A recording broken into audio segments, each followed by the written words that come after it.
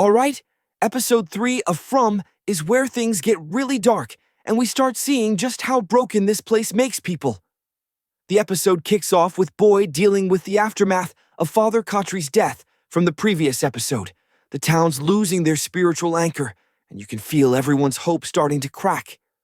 Boyd's trying to hold it together as the leader, but even he's struggling with the weight of keeping everyone alive. We dive deeper into the Matthews family dynamics. Jim's getting more frustrated and desperate to find a way out, while Tabitha's trying to keep the family grounded.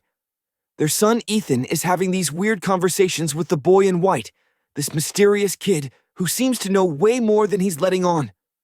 The boy in white keeps appearing to Ethan, giving cryptic messages that nobody else can hear or see. Meanwhile, Julie's struggling hard with being trapped. She's a teenager who went from normal life to this nightmare, and she's lashing out at everyone. The psychological toll on the kids is brutal. They didn't choose this, but they're stuck just like the adults. The episode really focuses on Sarah, who's been hearing voices that she believes are coming from the radio. She's convinced these voices are giving her important information about the town's secrets. But here's the thing. The voices are telling her to do increasingly disturbing things, and it's becoming clear that Sarah might be losing her grip on reality.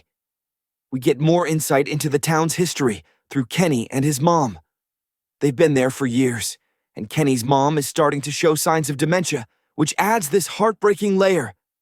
She keeps asking about Kenny's sister, who died in the town, and it's tearing Kenny apart having to relive that trauma over and over.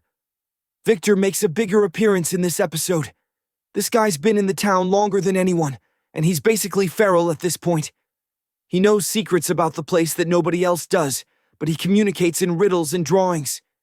He's like a living ghost who survived by completely detaching from reality. The colony house is dealing with internal conflicts.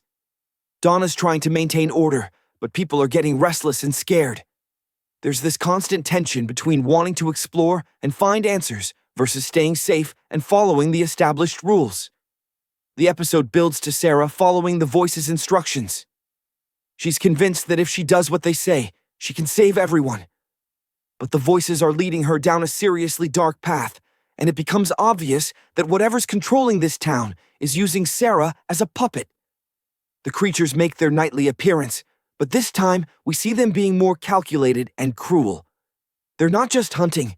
They're studying the residents, learning their weaknesses, and playing psychological games. One particularly disturbing scene shows them mimicking dead residents to torment the living. Boyd discovers that the radio Sarah's been listening to isn't actually receiving any signals.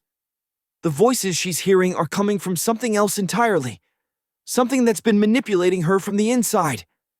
This revelation is terrifying because it means the town's influence isn't just external, it can get inside people's heads. The episode ends with Sarah making a choice based on what the voices told her, and it's clear that whatever decision she's made is going to have devastating consequences for everyone. The look in her eyes shows she's completely under the influence of whatever malevolent force controls this place.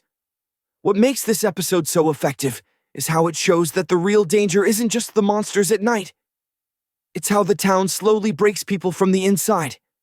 Some folks fight it, some adapt, and some, like Sarah, get completely consumed by it.